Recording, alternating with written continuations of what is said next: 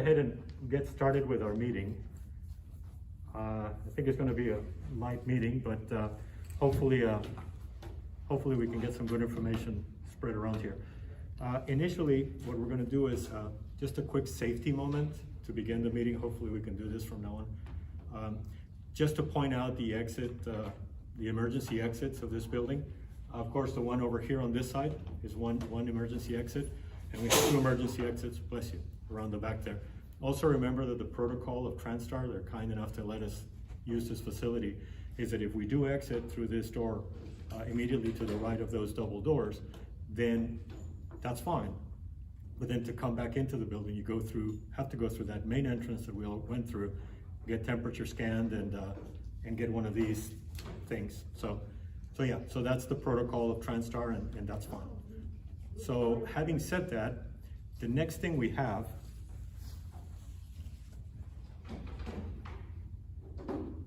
is we started, well, since I've been here in the club, started this these awards called the Guide Wire Awards. You want to turn on your audio on your computer? Okay. So the people on the Zoom can hear you.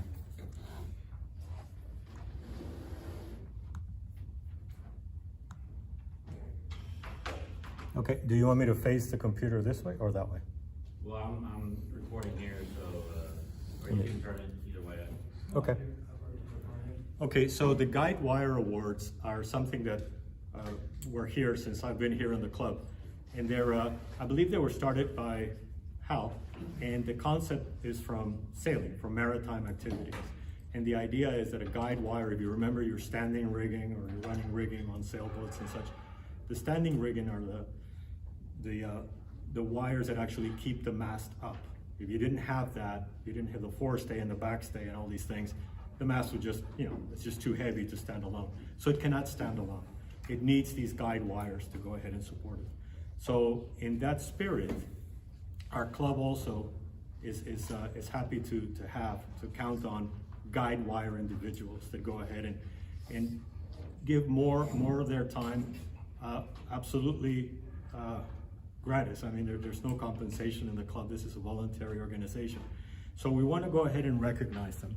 And please take this as a minor token, but it's a token saying that your peers recognize you and appreciate what you're doing for our club. Okay. So having said that, let me go ahead and point out that we have 4 to give out today. And I know it sounds like a big amount, but usually we give them out once a year, twice a year. But this is really, I look at it from 2020 and 2021. Right, and now this has been challenging times, so so we really appreciate this one right here. This one goes to WB5ANN. That would be Mark. We all maybe just got introduced to amateur radio with Mark's help. He's obviously goes without saying all the work that he does in our testing help and everything, presentations. Thank you very much. Appreciate that. And hopefully there's a naked woman on this thing. Hang on, let me take this. That's just my your little reminder. All right, It's Guide Wired Award. And it's got this. In recognition of constant continuing support of the Oak Forest Amateur Radio Club. There we go. Thank you very much, guys. I appreciate that. So. The next guy. That might be considered sexist. Guide. G-U-Y-E-D. I know, I had to look at it twice. We don't want to be considered sexist, for sure. Okay, so moving on. The next one that we have is for KG5PYY. And that would be for the fellow that's holding the camera right now. As you can see, he is literally a guide wire for our club. He's actually holding our camera. And we appreciate Jeremy for all he does. Everything from taking the incentive to go ahead and always ask, can I bring the coffee? Should I bring the coffee this time around? And of course, he's one of our officers, and he's manning the video and the Zoom meetings that we're doing. It should be noted that the Zoom meetings were discussed earlier in the year, and one of the solutions was proposed by Jeremy to say, hey, it's probably a good system to have, and that seems to have worked very well. So, Jeremy, a recognition from you too.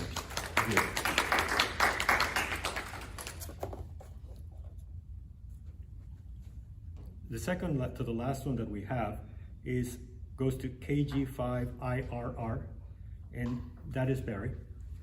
Barry. It's nice to be appreciated. Again, this is a peer recognition for all that he does. If you look at our website, which is our web presence, Barry is the manager of this, and he helps us with all of our web presence. We appreciate you.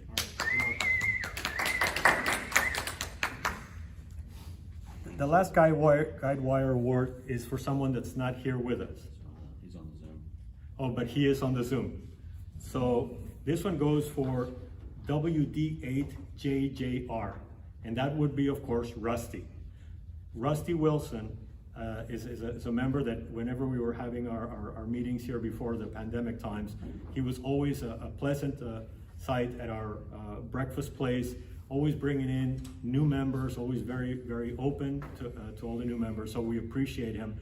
And also to the fact that he's been instrumental in our web presence also, arranging and helping us out with our web presence. So thank you very much for all you do, Rusty. I hope you can hear us, and your Guidewire award will be waiting for you right here. I can hear you. All right.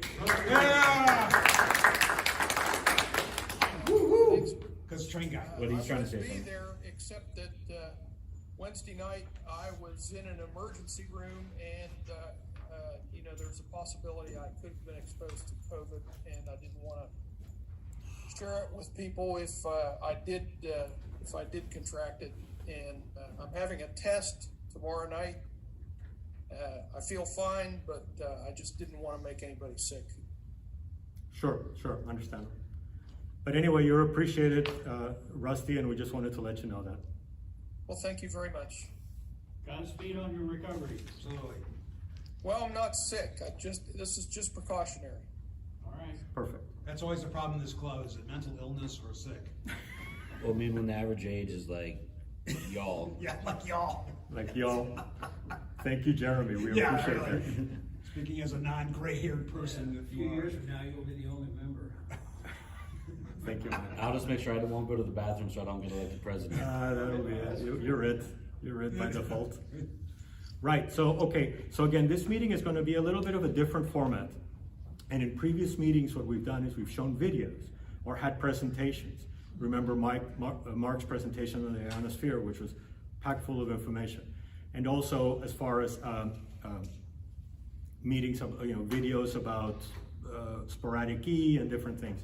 Well, this meeting we figured, since it's going to be a sort of an odd meeting in the sense that it's in the middle of the month, and the reason for that, just so you know, is because this facility was previously scheduled to be used by an ongoing training effort during our regular meeting time. That's why we had to move our meeting by 1 week. So this meeting, we're just going to go ahead and do mostly experience sharing between everybody here, and then also just something that I wanted to present to you, and hopefully it motivates folks to go out there and become portable. I've really gotten into this portable business here with a hobby. There's so many aspects of the hobby. Everyone brings in something different, as we were talking during breakfast this morning. But one of them is the fact that you can carry a shack on your back, and you can go ahead and just set it up anywhere at any moment in a very quick amount of time. So one of them, for example, is Summits on the Air. The equipment has to be quite portable. It has to be very quickly to set up because conditions in mountains change quite rapidly. Other ones are Parks on the Air. We talked about that in the previous meeting. But then folks might want to wonder, well, what do I need to go ahead and get a mobile station? Can I say one thing first? Sure. before I go on? I got a little bit of update about Dickens, and then you can go on. Yeah, sure. Please go ahead. A quick update on Dickens. Okay, we still go, and I mentioned this last week to the Northeast Aries unit, And they are they want me to bring up the PowerPoint I showed y'all, you know, for them. We may not get anybody from that, but I mean, it does get the word out, and it gets both Galveston Historical Foundation and us out, you know, that we're doing something. And I think that's, and that's it. Is any other questions? So when is this for? When is the Dickens on the Dickens on the Strand is actually 4, 5, 6 of December, but our day is 5, the Saturday. So we'll have a table and... I got a table. I'll bring a table. Got 2 tables. I got a white tent that fits their qualifications that I use also use for museums this weekend. I'll bring us next time what the tent looks like from the time we had museum trips at Illicum. So I got everything. I got 2 tiers. The rest of it I have to borrow from Ralph and just bring the box. But this year I think we can do this. I don't know if y'all guys know this, but ARRL is now pushing radiograms again. That was it. You know, for me, coming in ham radio on the no code tech license, start getting into this stuff. Radiograms is, and I'm Catholic, so please bear with me here. That's kind of like a Catholic going to, say St. Teresa's over here, going back to the old Latin Mass or going to Our Lady of Walsingham. Okay, that's a shift back. But the thing is, it's another thing in our toolkit. And radiograms can also be done on CW, Voice, and WinLink.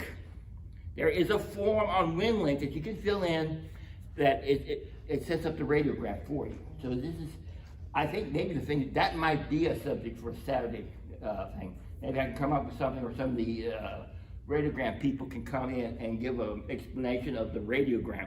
Again, it's another quiver in our, another arrow in our quiver. And I think the thing is, the thing with the radiogram is, you have to put things, it's like Twitter. You have to have it in 25 words or less. So, yes. A radiogram doesn't have a predisposed purpose. Is it an emergency thing? No, it can be used for anything, really. But what's its primary 1, 2, 3 uses? Getting messages out over the air quickly, because there's a format you have to use, but you can put anything in that format. So it's not particularly an emergency protocol? No, it's not. It can, okay, the only time there's an emergency protocol is when you send it, you say an emergency, and that means that goes ahead of everybody else. Basically, it's telegram over the air. That is where the radiogram comes in. So that comes in, so with Dickens on the Strand too, and we can talk about stuff from the Dickens period that's used now. So we can talk about radiogram. That is because of the connection. So that's a good thought. But radiograms are, the thing is, when you do it for the first couple of times, it's gobbledygook. I mean, good grief, it's just like reading Latin, okay? But once you get it, it gets into it, you get into, it's like net control. The first couple of times you do net control, you're doing with the script. Afterwards, once you know how to do, and the thing is, with net control, both net controls follow the same basic script we do. So, you could, and I would say also, if you want to be net control for our group, go ahead and do it, because that's also another skill that's also important in an emergency. Agreed. More skills we know, the better. Agreed. And if you want to get practice at being net control before you do it for the Aries, Try our group. try the club net and get a go at that before, and just get your feet wet. Yeah, because we're laid back.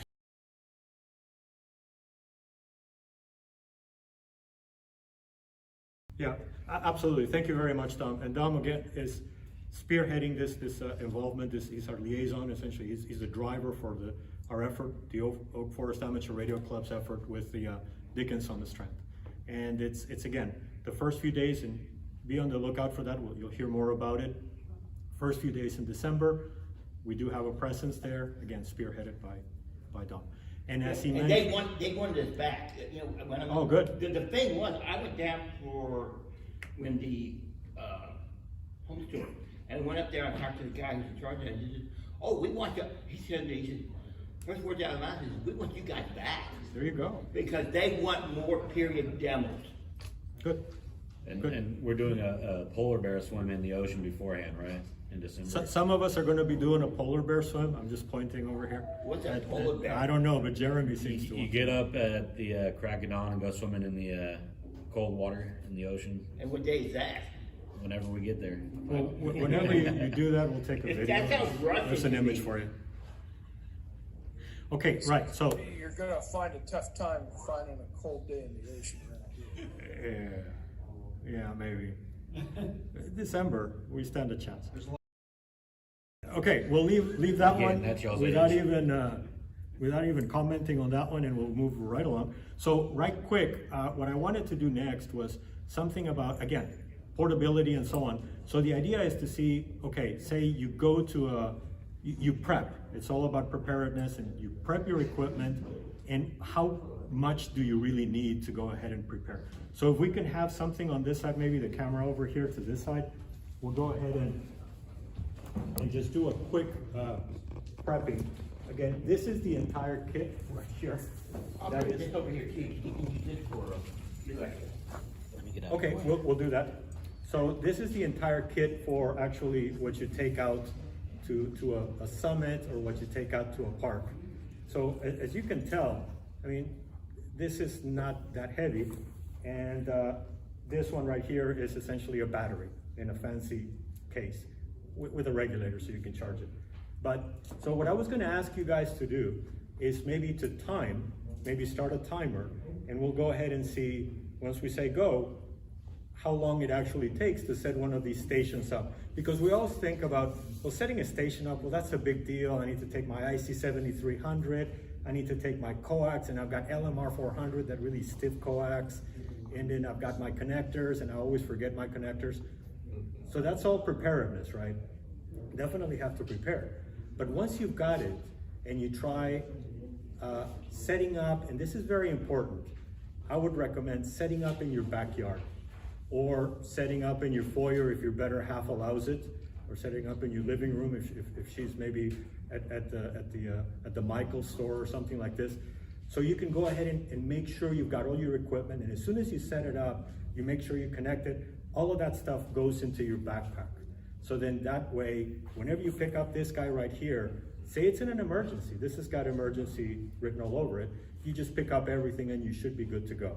Does that mean that we're not gonna forget things? No, it doesn't. But if we do it a couple of times, then the third time, we should be ready to go. So if I can just bear your indulgence on this one, we'll go ahead and start. We'll get Hal to say 3, 2, 1, go, and we'll go ahead and see how long does it take to set up a station. Go One ahead. for the money, 2 for the show, 3 to get ready, 4 to go. Okay, start your timer. So essentially what we do is this right here.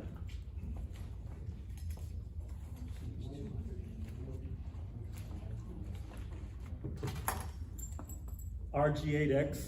Remember, this is not RG8U, which is a lot heavier. This is our radio. So we go ahead.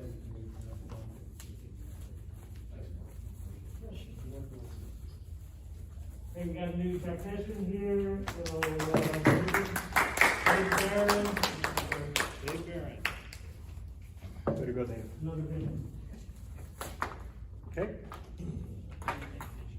And as far as this kit right here, this is a way to bring in your antenna. Whatever works for you is this. In this particular case, we use a vertical, so we have radials. I've started tying this off, talking about sailing, with the sailing type of wrap. So essentially, you can go ahead and deploy this very quickly, so you save time with radials.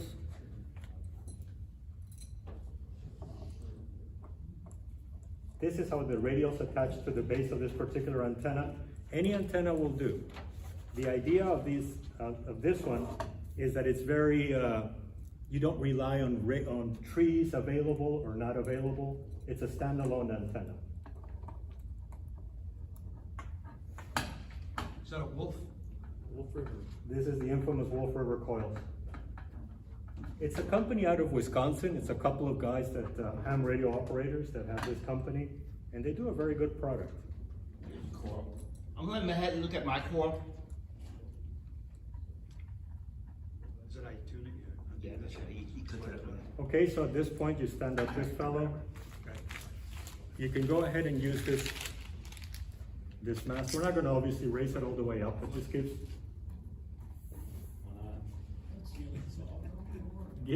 the idea there. And the other thing you could have are these sort of stakes to stake you down to the ground. They're very useful when you go ahead and have. So that's a 17-foot, That's a 17-foot, telescopic? correct. Okay. That's a 17-foot telescopic. Like here, this is it full extended. So right now, this is the power pack. We just plugged it in. It's only up 12 feet. This is where we're gonna plug in the radio. And all you have to do now is connect your RG8X. Again, if you use the sailing type of wrapping of your cable, this actually makes it very easy to deploy. Well, throw it out. Extend it 50 feet. Oh, that's how it connects. That's cool.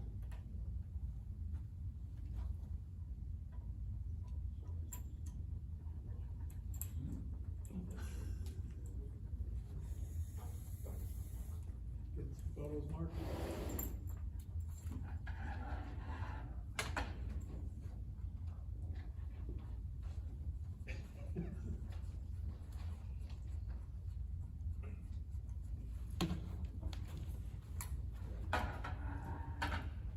So it connects to the bottom of the coil? To the bottom of the antenna, correct. But I mean, is that to the coil actually? Yes, it's the bottom of the coil, and the shorting bar changes the number of turns. And how many feet, how many inches can you adjust the coil? Approximately. Depends if you got the 8-footer or the 17-footer. How many goes all the way down? So it's 2 inches in diameter. Guys, You have so 100 for those turns, taking the you timer have still, four. this is the end of the timing. 4 minutes and 19 seconds. 4 minutes and 19 seconds, and you're essentially ready to tune the antenna to get on the air. So what this is about really is, you know, we all say, well, we have to extend radials and that takes a long time and we have to go ahead and do this. Under 5 minutes and you can be ready. Now imagine if you're hiking with this thing and then you find the perfect spot over there and, you know, with the shade and so on. In 5 minutes you can be up and going. Imagine if you actually take this to a summits on the air, if that's what your pastime is. 5 minutes you can be set up and going. Now this radio right here, of course there's different radios. The nice thing about this one is that it's very portable. As you can see, it's about the size of your palm. Now the downside of this, the compromise, and remember, we always have engineering compromises. So the portability is great, but the downside is that it doesn't have that much power. It has 20 watts of power though. 20 watts of power with this radio. It was an activation about 3 days ago over here at Stephen F. Austin State Park, west of the city. Made contacts with Washington, D.C., Oregon, California, Florida. So as an emergency device, even if you're going on a road trip, you take this and say you're going up to Colorado or something where the cell reception may be sketchy. You can take this and you have right there a way to communicate. You run into mechanical difficulties with your vehicle and you have one way out. Or if you want to go out and do activations or parks on the air or whatever you want to do. Go ahead. Okay, so you're 20 or 40 meters. How do you first tune your coil while you're there? That's a good question. So as Mark was mentioning, this is the 17-foot telescoping pole. This is the MFJ 1979. So the antenna by itself, originally from the guys in Wisconsin, comes with this stock pole. This is an 8-foot coil when fully extended. And it works very well. but I find that this one is a little bit better. And the other benefit of using this longer telescoping pole is that the coil, which is right here, that you slide up and down to resonant, to make the antenna resonant on that particular frequency. When you're working on 20 meters, you can be having it at the very top. What does that mean? By sliding this ring, you're essentially engaging this part of the coil, this part of the coil, or the entire coil. Because if you see it right here, this is a short circuit wire right here, and it's essentially saying the signal comes from here and it goes directly to the coil from here and travels up to the antenna. Consequently, if you move the coil up, the signal comes from here, bypasses all of this part of the coil, taps into the coil here, and uses the rest of the thing. So when we had it at the very beginning, which was actually the 20 meter configuration, you're bypassing pretty much all of the coil. So signal comes in through here, bypasses this entire length of the coil, engages the coil at this point, which is next to nothing, and it goes immediately to your... Did you use one of your tuner devices to check that? There's a couple of ways to do that, correct. One is to use the nano VNA. If you have an antenna tuner, you can actually do it. The other way to do it though, is this radio will have an internal tuner. I don't want to do that right now because we don't have the antenna extended, so it will not tune.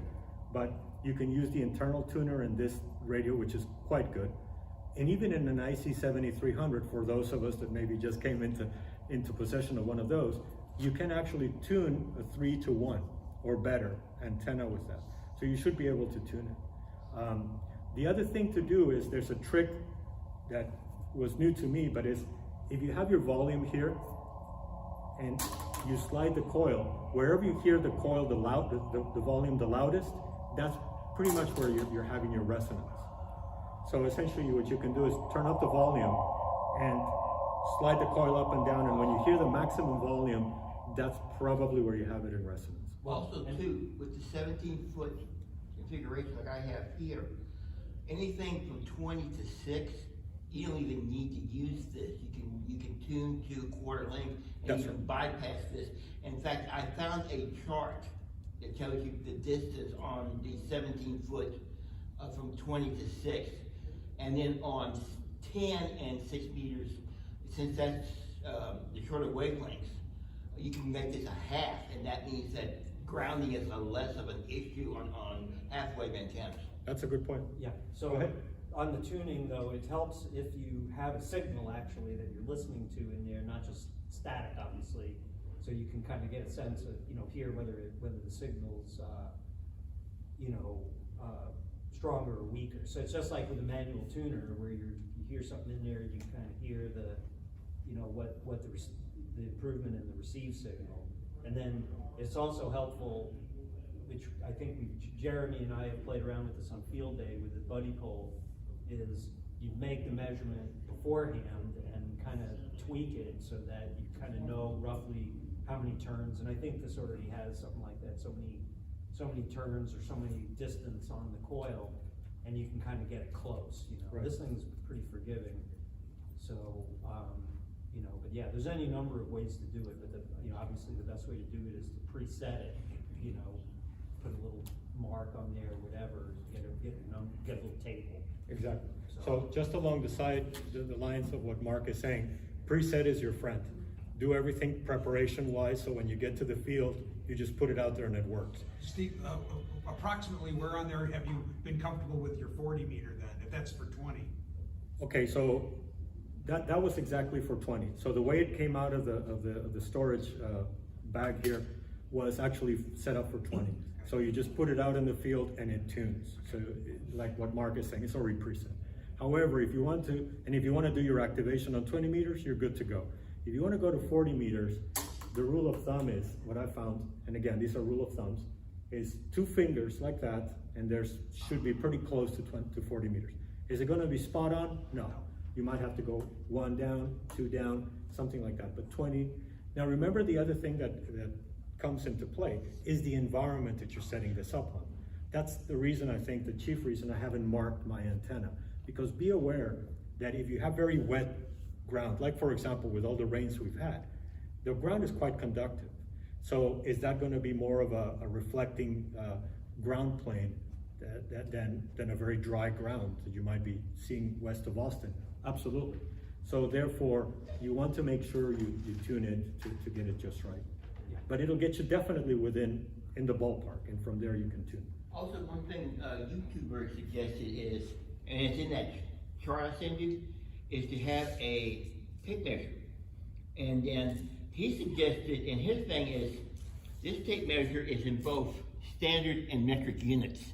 And he said to get a finer tune on the antenna, get one with the centimeters on it and go with the metric size to really get into this. Mm-hmm. One thing I've heard about the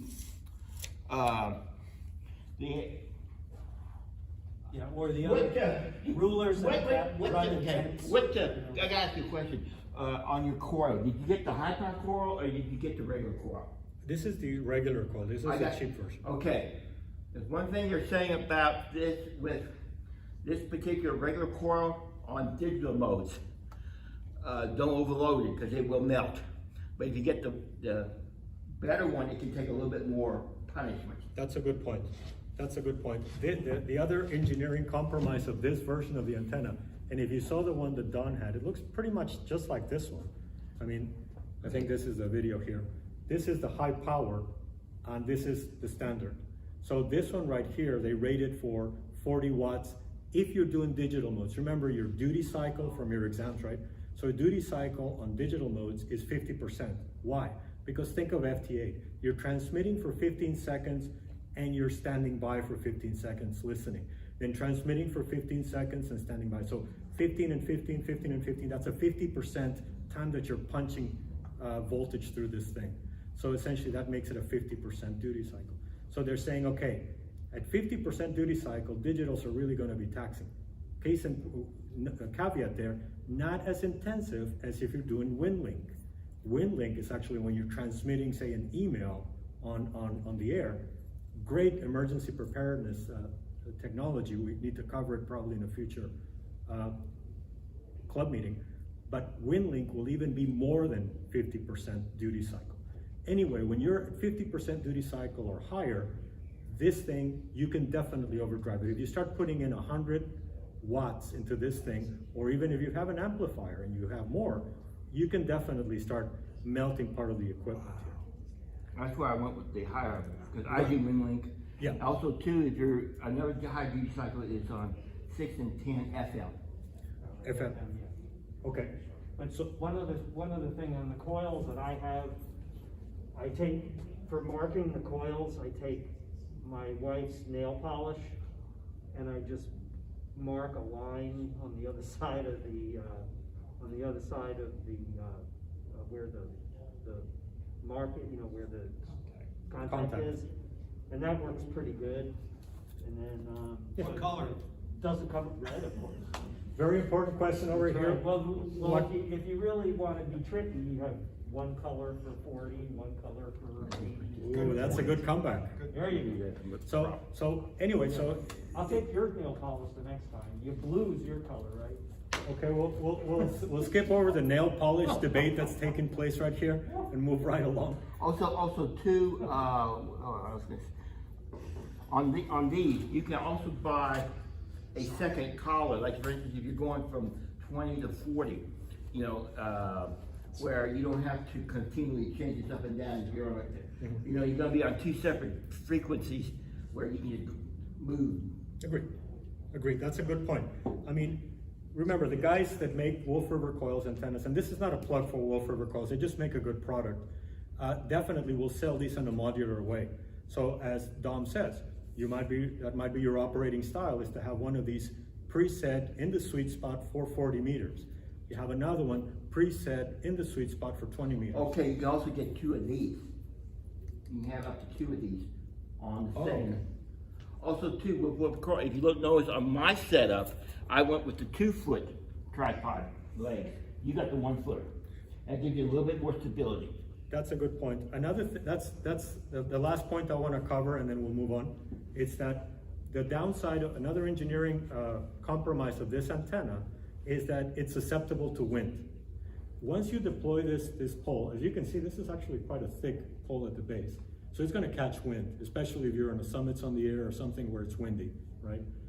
Or West Texas, even if you're not in a summit, it's windy as heck. These legs right here are small, too small. This was purchased about a couple of years ago.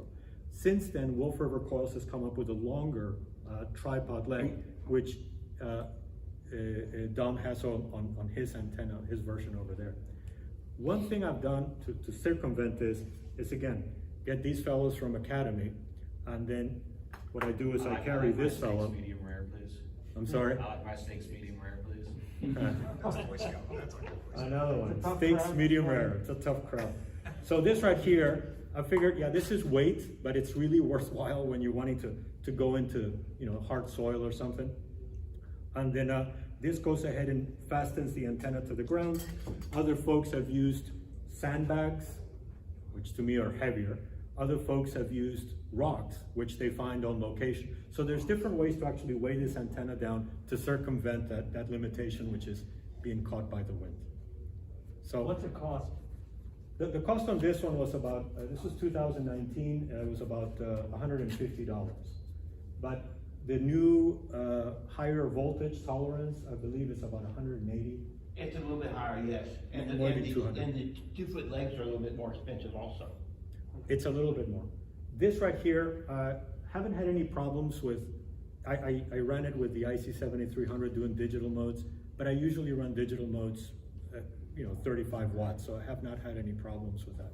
And be aware, your radio may not put out more than 20 watts or something, so you may be fine. You may not be running digital modes, which is what this does. So you're running SSB or just using phone or even CW, you're not going to be you can go to 100 watts on this thing for duty cycles for SSB, duty cycles for CW. 100 watts is good. Duty cycles of 50% like FT8, yeah, you might want to keep it below 40 watts. And, so that's all I had for you. Again, just as a way to encourage you to go ahead and just because it's, yeah, setting up a station remotely sounds very daunting, but as you can tell, it's not that much. Have you ever seen anybody talking about guide wires? Let's say could it tie anything to it to keep the top a little bit from? That's a good idea. I have not heard of anybody doing that, not for these. Electronically, would you recommend a twine for that or a rope as opposed to? I was gonna say, if you have some sort of a conducting element and it's actually fastened onto your antenna, right. At the very least, if you have an insulator around it, it may act as essentially like a parasitic element. Yeah. Essentially a radio, but high up, right? But if you actually have it contacting your antenna, then that forms part of your antenna.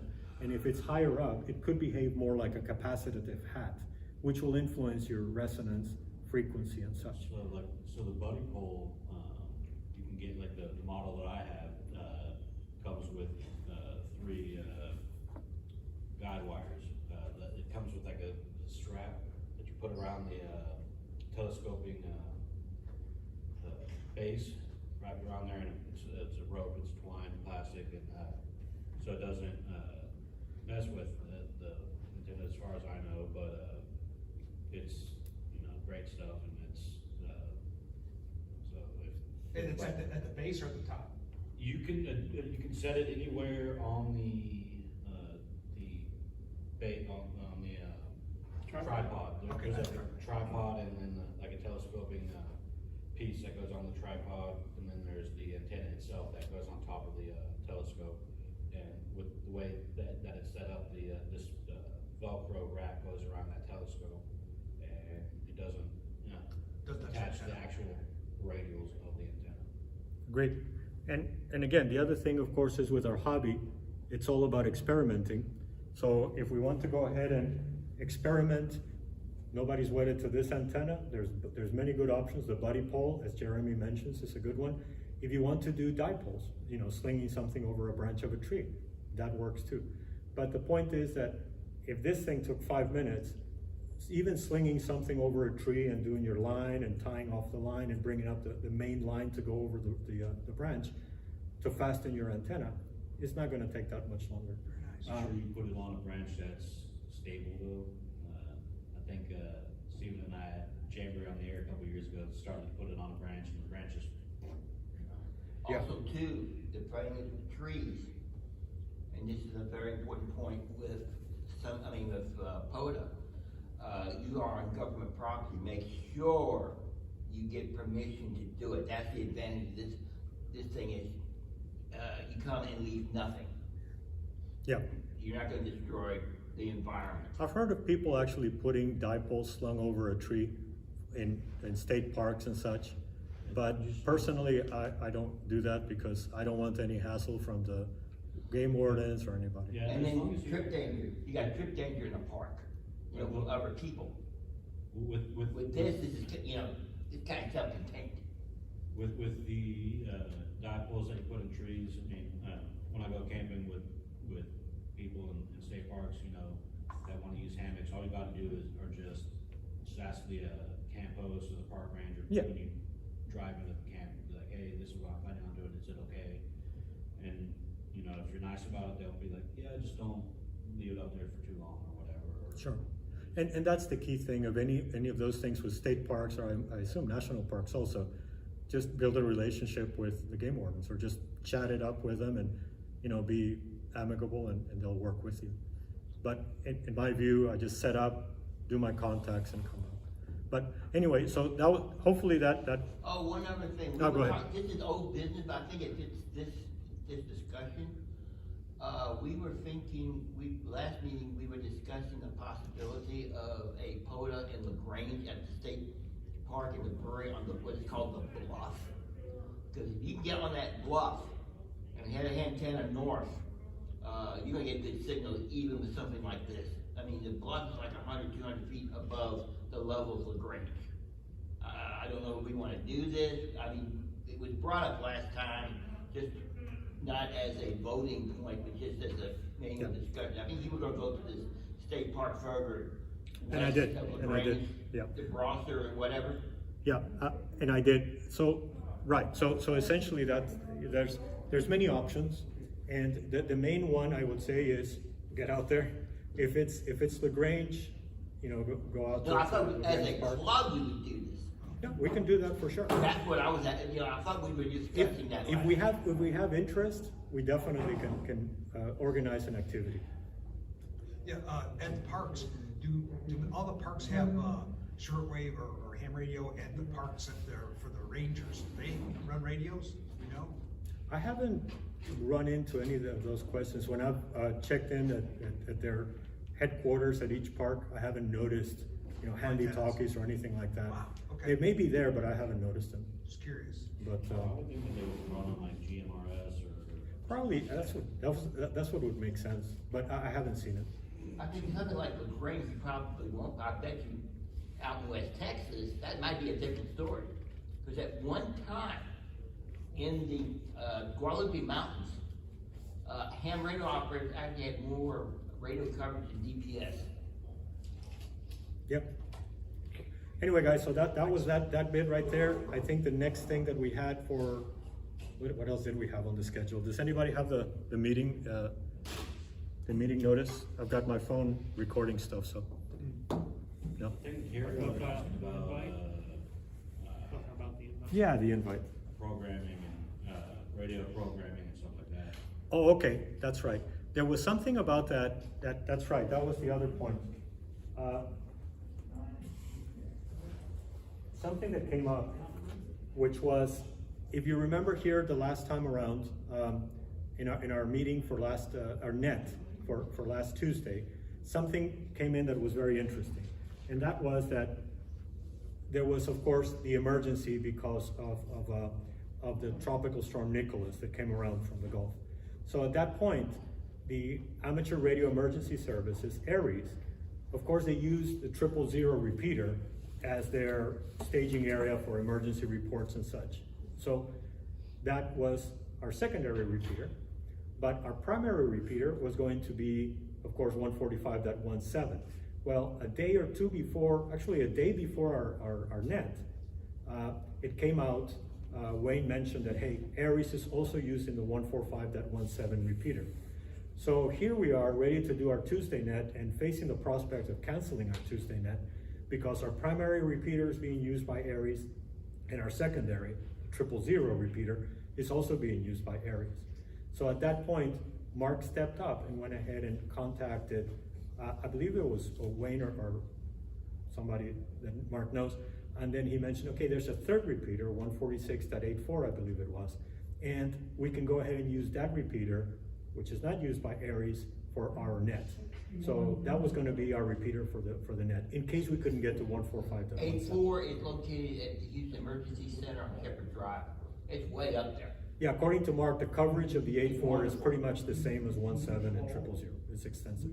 So then the question comes up, okay guys, please don't forget to program your radios to access the 8.4 repeater, which was not in our original list that people have programmed in their radios. So that was straightforward. Not really, because how do you program this thing with it, okay, well. Ask Mark to do it. Well, yeah, you ask Mark to do it, right? So that became an issue. So this is a quick 5-minute blurb on this thing. Now, this is a Baofeng, but if you have a different type of HT, it'll be the same way. Essentially, what you need to be provided to you are 3 parameters, or 3 bits of information. One, the frequency, in this case 146.84, the offset, it's either positive or negative, and then the PL code. The PL code is what you require to activate the repeater. Okay. Once you have those 3 bits of information, then turn on your radio. Go ahead and make sure if your radio has the channel mode and the VFO mode. You don't want to be in channel mode because that's what actually are your pre-programmed stations. You want to be in frequency mode. And then you go ahead and type in 146.84.0. Okay, so it's taken the frequency. That was the first of the 3 parameters, right? The next one is, of course, the offset. So for that, on the Baofengs, you click on menu, and then you go to option 13. Option 13 is the TCTCS, transmitter CTCS. So there you go ahead and put in 151.4. Well, how do you know that? Well, you just click on menu, and you go up and down. They're already in there, so you just select 151.4. Then don't forget, if you click exit right here, it'll forget about it, so you don't want to do that. You want to hit menu again. And when you hear confirmed, then that's a smiley face, that's a green light. If you don't hear that confirm, it bit me before, again, you say, okay, I want that one. Exit, okay, I'm done. No, it didn't say confirm, so it did not take it, so it's still sitting at some other PL code. And then hit menu. Once you hear confirmed on the Baofengs, then you know it's taken it.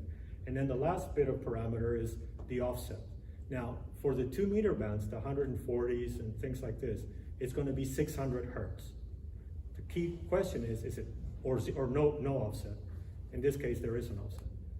Is it positive or negative? So for that, we go to option 26, menu again.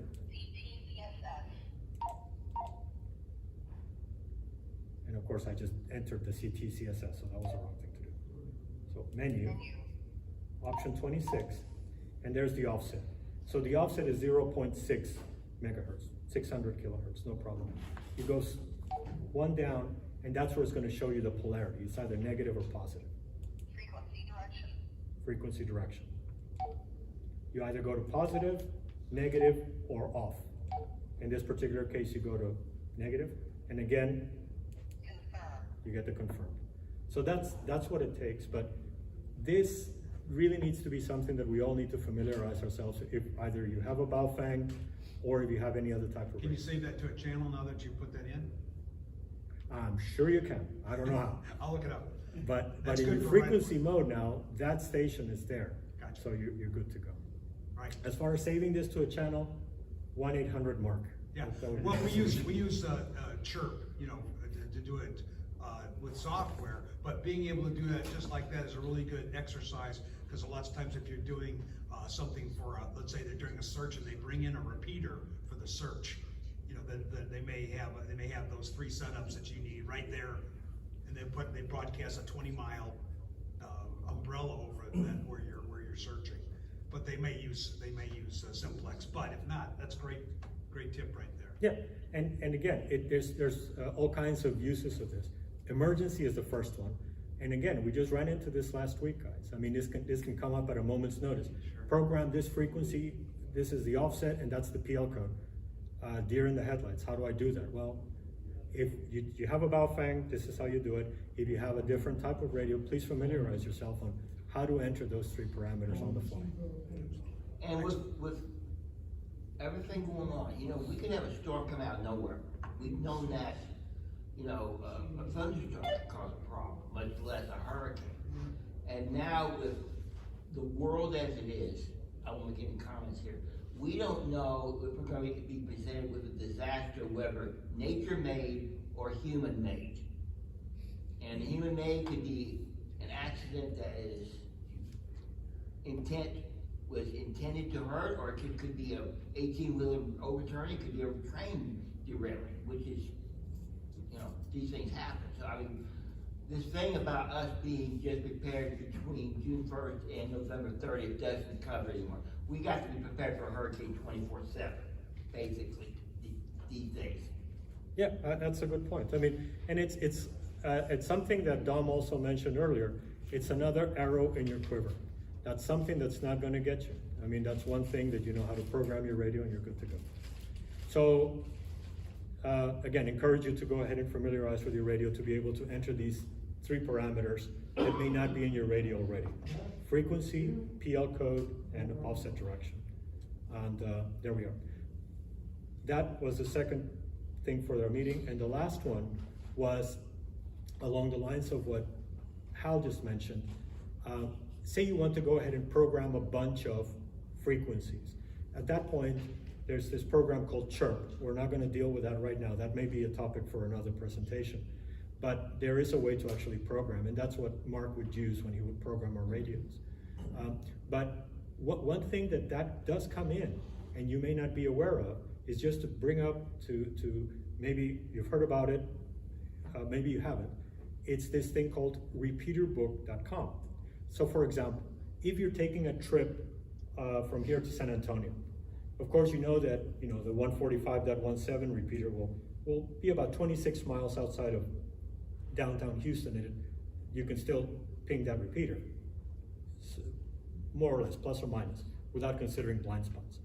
But after 26 miles, there's no more 145.17.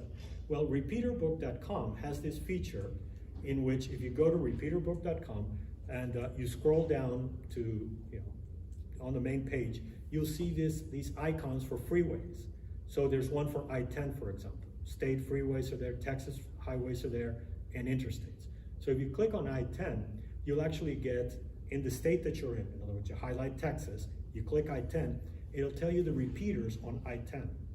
So say, for example, you're traveling from here to El Paso. This is a starting point of what repeaters are going to be along your route. So you can program then using Chirp into your radio if you're anticipating, if you're preparing for a trip to, say, El Paso or something like this. And you'd be amazed. I mean, I think it's 287 is the road that goes from here to Dallas to Amarillo or one of those. That one is in there. Yeah, 287. Yeah, and 287 catches up with I-45, and then of course it kind of splits to Fort Worth, and then it heads up parallel to Red River through Wichita Falls to Amarillo. To Wichita Falls and Amarillo. So for example, the Repeater Book does have an app that is for iPhone, so you don't have to go to the website on the good browser. point. So I don't know about Android since I don't have one, but iPhone does have a Repeater Book app, and you can toggle, if you want to look for a repeater with a 20 or 40 mile radius, and then you can ask it to do, if it's Fusion enabled, Echolink enabled, or whatever, you can turn those on and off, so you can narrow down that stuff as well on the app as well. Exactly. Which app is that? Repeater Book. So, Repeater Book. Okay. So that was the second tidbit for Repeater Book, and that is that say you find yourself in Wichita Falls, and then you're saying, okay, well, I forgot to program my repeaters along 287, that repeaterbook.com would show me. There's an app for iPhones for sure, maybe Android devices also, called Repeater Book. And Repeater Book, once you're in Wichita, you bring up that app on your phone and it'll show you the repeaters within, it knows where you're at because of GPS. So it can actually tell you which repeaters are nearby you. So you know, if you're new to the area, what repeaters are here? Repeater Book will at least get you started. And it gives you the information if this is Echo Link enabled or something like that. Mark, you had something? No. Okay. There is a comment on the chat that says, the 1.7 repeater is still not enabled on Echo Link. I don't know. That's correct. Yeah, it wasn't enabled for our last meeting. And We it was unfortunate. reported it's a problem. All right, so Rusty, I don't know if you heard that, it's still an issue, they're working on it, I guess. I did. I heard it. Mark helped me set up my radio for my trip to Missouri, and you can put in a scan feature on your radio, so it goes through all those repeaters all the time, looking for anybody talking. It worked really great. It's a really handy way of doing that. Also, we skipped some of the channels because I have some weather channels on there, so we set it up so it would skip those very cleverly. And why do you want to know the other repeaters? Well, my parents had a house up in Eagle River, Wisconsin, and I looked up and they had a local ham club and a local net. And so I programmed that frequency into my radio. While I was there, I had a gas leak. So I got on the radio and talked to the local repeater and asked them for information about gas leaks and got somebody to call me back. And they said, oh, you called 911. And they said, 911 isn't that an emergency number? I said, well, it's a small town. So they only have one dispatcher in the whole town. So I called 911 and it goes, 911 on all your phones goes to the first cell tower. So even though I was in Wisconsin, it didn't come to Houston to my 911. And then I talked to the people, and that's how they do it, because it's all forests around there. They take a gas leak very seriously. 3 fire trucks and the gas company all showed up from. So why have the local repeaters? Very important. It is good to, wherever you go, to check in and look at the clubs and things. And possibly something that we might want to do is pick a frequency that we should all monitor, or that we all recommend monitoring around here. 1.7's a good one to monitor.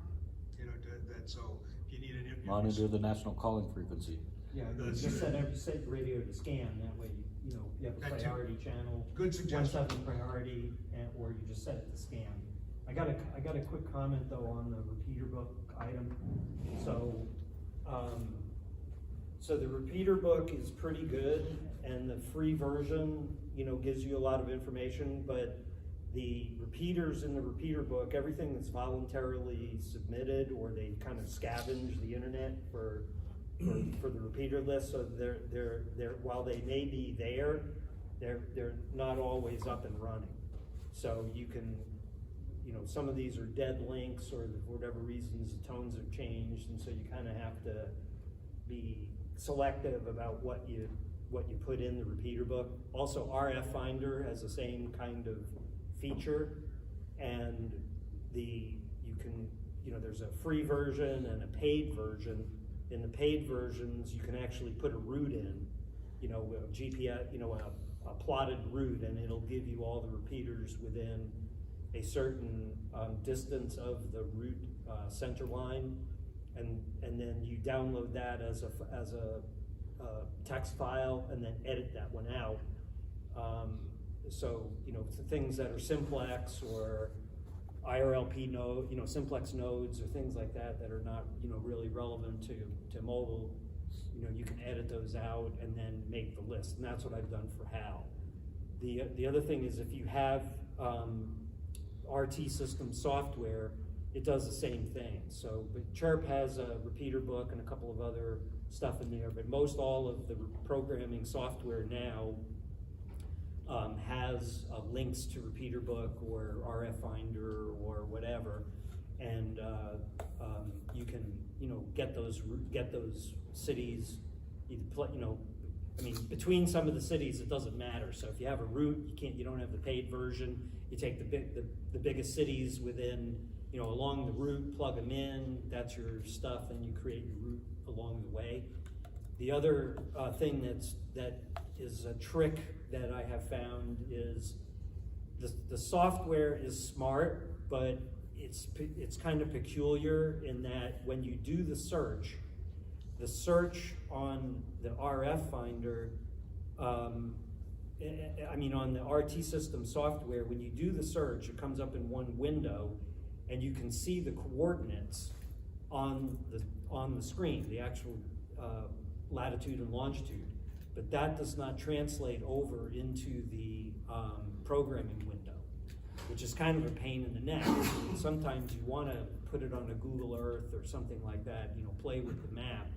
So what you have to do is print it to a PDF file and then extract the coordinates from that into a text file. So if you're handy with that, you can do it, but there's no easy way to scrape the coordinates out of this in order to get it onto a map. So it's, you know, depending on how much effort you want to put in, you can do it, but it's, you know, it's not perfect, but you know, it is what it is.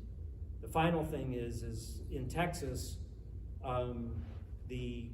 most of the, at least the coordinated repeaters, or the ones that have assigned frequencies and PL tones, are on the Texas VHF FM Society website.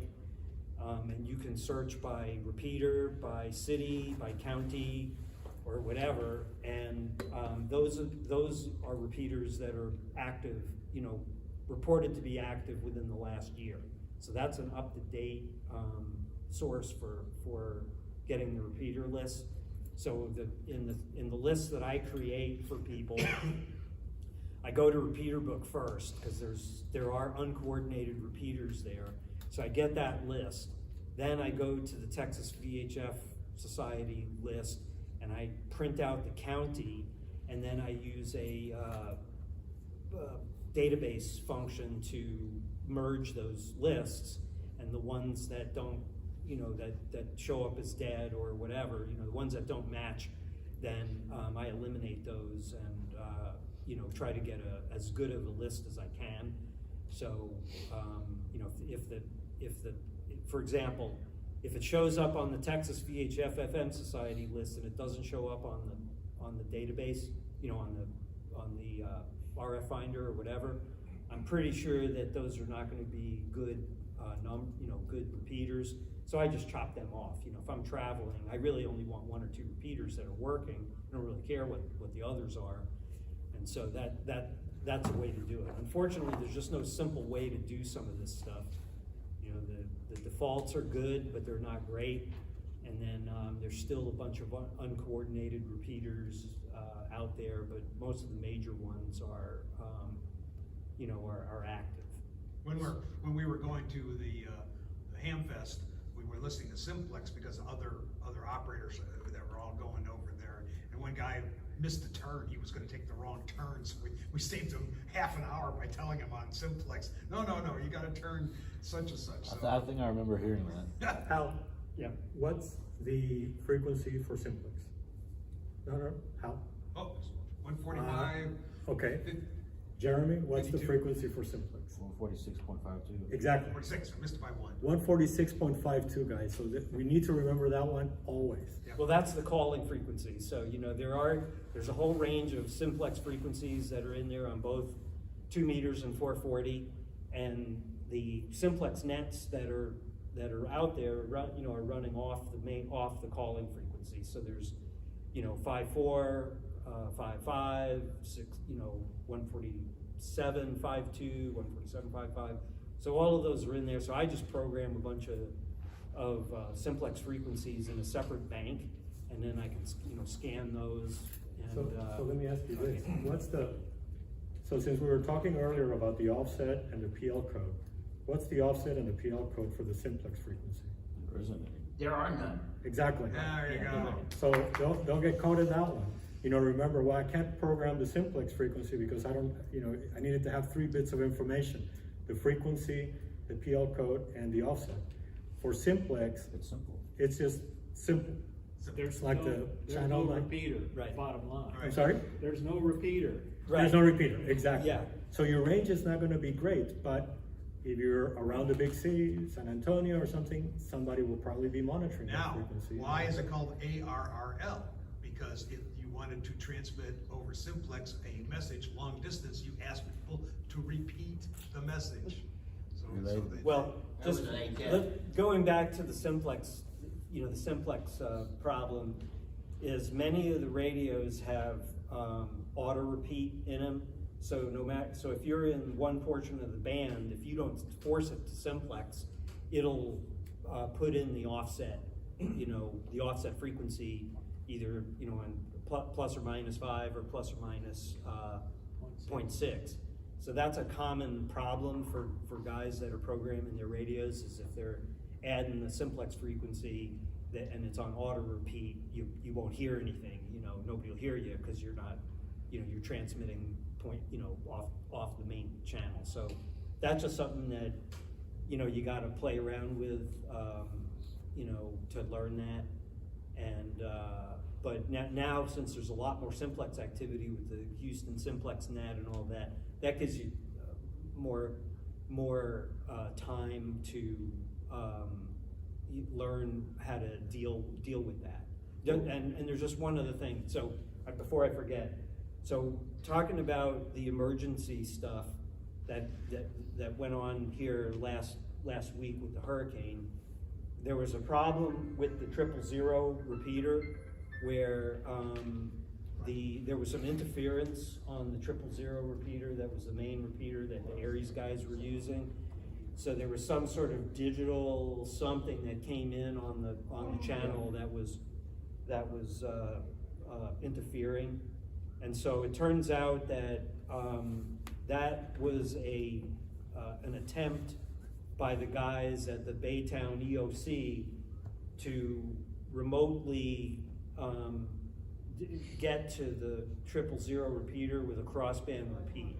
So they had a crossband repeater at the EOC, and they were using it right there, and then they just left it on, and there was some interference that had come in on the input side of the crossband repeat unit.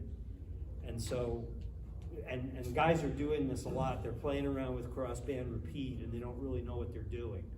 So it's a great tool, but when you're in a situation like that, you have to set the decode on the input of the crossband repeat. So basically what you're doing is, without the P, so it's when you're transmitting with a PL tone on the input, the transmitter will not engage unless it's got the decode frequency. So you have your PL tone set on the input of the crossband repeat. It's a little complicated, but it's just like going to a repeater. If the repeater's open, it doesn't have any PL tone, anything in the band will come in there unless that PL tone is set. So the Baytown issue related to some commercial stuff that had a spur in the 2-meter band, and it was getting in intermittently on the input to the repeater, and knocked out intermittently getting into the 000. So Wayne has said again, whenever you do cross-band repeat, make sure the decode is set on the input with some odd PL tone, so that there's no chance that any kind of interference can get in on the input. So we've had trouble with the marathon like this. Now we have this. A lot of people, you don't use crossband repeat all the time. I think you do crossband repeat, but it's until you run into that problem and really start screwing things up, you don't really know about it. So what Wayne does, and how they found this, of course, is because it's intermittent, it was a little difficult to find, but Wayne has a very good Doppler direction finding tool, and him and Lance Rumsfeld, who's the trustee for 000, played around and managed to locate the transmit, and it only takes a couple of seconds once they know roughly where it is. So the Doppler, so don't trick. The lesson is don't mess around, otherwise Wayne will find you. I was about to say, don't mess with Wayne, right? Yeah, don't mess with Wayne. Don't let him like that guy, Yeah, that's the. As long We'll get as thrown out. Give him a taco, he'll be good. But anyway, so I just wanted to get that in there before I forgot about it. So because it is important, And it's an increasing problem. We had on a Tuesday night net, Wayne caught, somebody was talking in and had a problem, and there was somebody, we thought they were clicking in early, and he had a radio problem, and you and Wayne figured out what it was. When was this? A couple weeks ago on the net, we had, and somebody had the radio set, and I think there was a setting on this radio that was wrong, but it came in as if they were like doubling. They were. Maybe I don't remember what it was, but you know, settings get off, you know, Yeah. at least on the repeater. Oh, yeah, absolutely. But this crossband Like wires. repeat thing, where crap gets in on the input, you know, that usually, of course, it happens during an emergency, and you know, some of the, and it was guys we knew, you know, that should have known better. So it's just, you know, just a problem that fortunately didn't, was easy to find. So. That incident a couple of weeks ago was Bob Norris using voice-activated transmitter. Oh, that's right. Yeah, Bob. All right, I forgot. Yeah, that's the other thing. Sometimes the Vox setting. So, yeah, he was banging on the table and it was coming in. You know. Yeah, I forgot. I'm getting old. I forgot. But those kind of those sorts of things are where your experience as an operator comes in handy, because almost nobody uses Vox on FM now, and that's a setting on some radios that's pretty easy to, you know, to mess up. Same thing on the System Fusion radios, where they'll have the digital preamble, so you'll hear a little bloop on the signal. That's a common problem. Guys that are putting APRS, where they have their APRS on and it gets into the input of. Oh, yeah. That's pretty common. What was that noise again? So. Well, thank you very much. Yes, anyway, go ahead. So No, I that- appreciate that. Okay, guys, so I think it's been constructive, productive, and all that. So we're gonna go ahead now and leave the remaining of the meeting for any just workshop type environment in which we can ask questions and it becomes much less formal. So that was pretty much the end. We're gonna look at antennas and things like that around here. If you're go ahead, Mike, please. If you ever have a need for a repeater, use the echo repeaters. Okay, 147.08, 147.32, or 444.4. They're all down in the medical center. They all have backup power, so they work. okay. So Yeah. you're welcome to use those anytime. Do we have the trustee list? 147.08. I think they're on our list. Yeah. But are they on the trustee, who's the trustee? 147.32, He's the trustee. and Great. 444. Excellent. Right? I think it's either Mike or Lee Gaspard. Yeah, Lee's basically a good. He's the the control repeater operator guy. for that. And then I think, just Don't talking even about need one other thing, I did mention in the email 444.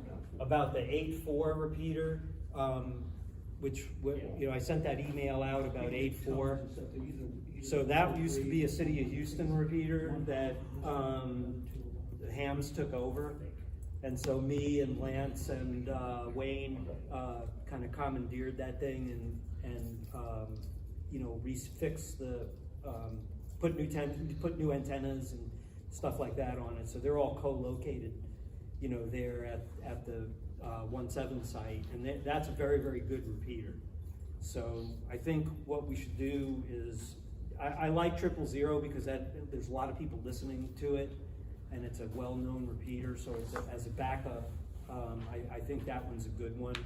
And then that also, you know, Lance Rumsfeld is definitely a guy to keep on our side for the club. And so he's been gracious enough to let us, you know, use that, since we do the repairs for that, you know, with him. And so 8.4 is a good one I think if we're gonna have a secondary backup, because 000 is used sometimes, 8.4, nobody's using 8.4, and it's a really good machine. So do we want to make that determination here then? To go No, I ahead? simply say we just add that to the list. So, but do we call that one or I second secondary? that. No, we're gonna keep 000 as a secondary, because it's We'll make almost the never A4 used. tertiary. So, okay, what does that say? It said Tucker Morris code. What does that say? /R at the very end. That's KA5QDG. All right, you know, maybe we'll have a Morse code session for you guys. I know Hal's going like, holy shit. Has anybody heard of the Morse tutor? Morse tutor, no. Yes, I'm gonna send out some information on that. It's a kit that you can buy either built or build it yourself. And, it's being offered from some guys in Canada. And they're taking orders, and the kit form's like $20. And, but it looks like a really interesting thing for doing, you know, practicing learning Morse, and also allows you to do, you know, send and receive, you know, dialogue with other guys that are learning. Does every word end in A? Probably not. No. We have the comic relief corner over here. Yeah. No, we appreciate you. But, I got one more. Sorry? so just, Morse tutor. we'll get Morse tutor, we'll get more information from Barry. Go Yeah, I ahead. got one more. I got a hints and kinks while we're talking about antennas and stuff. It's not really related to antennas, but I kept dropping my phone. Okay, this is a little bit off. I kept dropping my phone, and I got my little pouch here, and I work over water and in sludge pits and stuff, so I can't drop my phone in the sludge pit.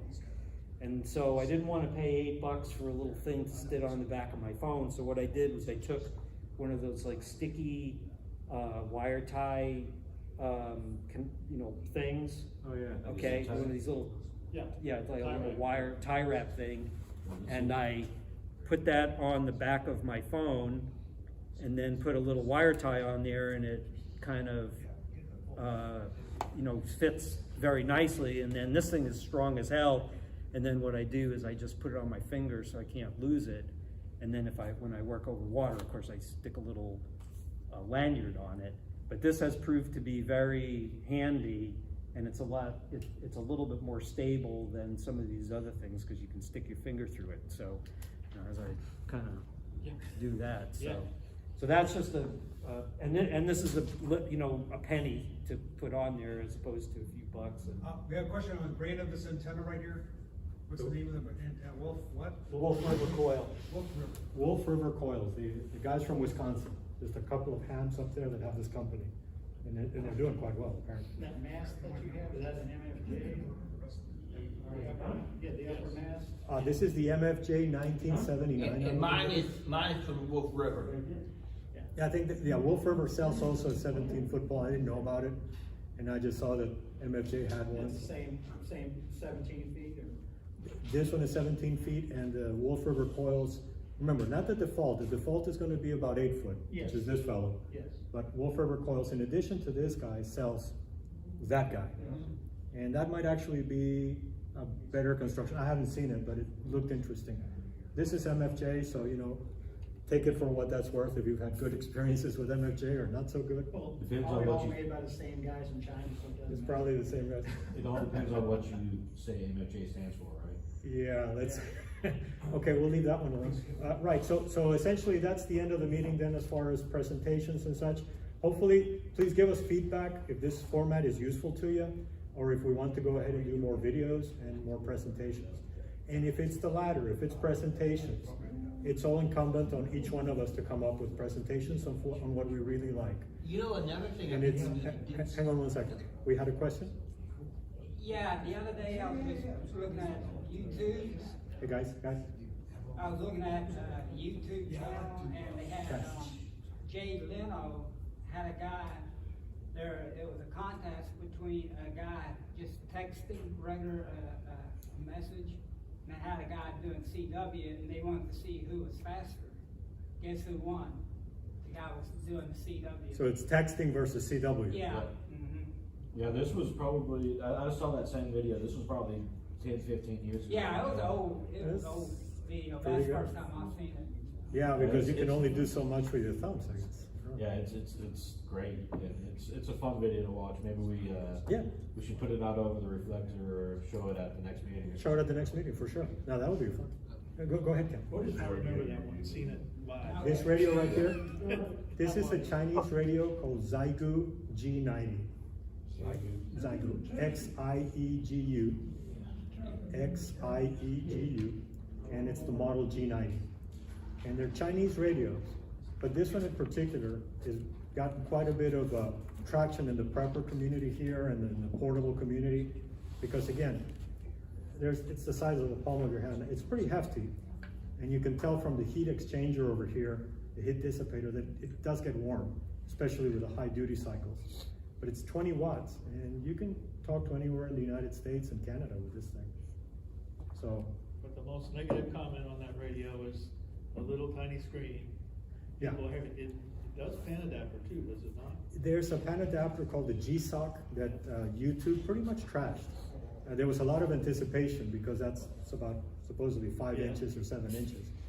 So you can actually take that little screen and magnify it, but there's some issues with it. So please look out, do some research before. That G-SOC is about $400. So I know I would do a lot of research before even considering getting that baby. Stephen? Yes, sir. I think the thing too is, for stuff like this particularly, or even our presentation that Mark does,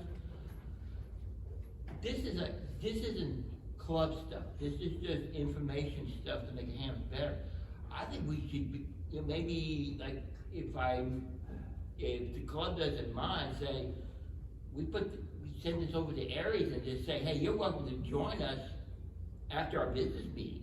And we got stuff like this is for everybody. Yep. This isn't just OFARC. Yeah, business meeting, that's ours. But after business meeting, let everybody in.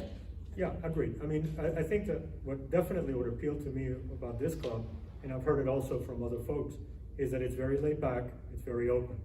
So it goes without saying. I mean, this is people that love this hobby. That's all we do. So Well, I'll it's start open putting to that on, everybody. I'm gonna start putting that on Northwest Sure. Net. Yeah. Knowledge exchange. Everybody has unique problems with their radios or with some technology. Dealing with ham radio, this is what this club is for. And that's what we hope to do in the second part of this meeting, is just to go ahead and just do a knowledge exchange. So I think with that, we're gonna go ahead and stop the actual formal part of the meeting and just leave it as a workshop. Anybody that wants to deal with questions or anything else, we're gonna be looking at antennas and radios and things like that, so just let the workshop begin. I second the motion.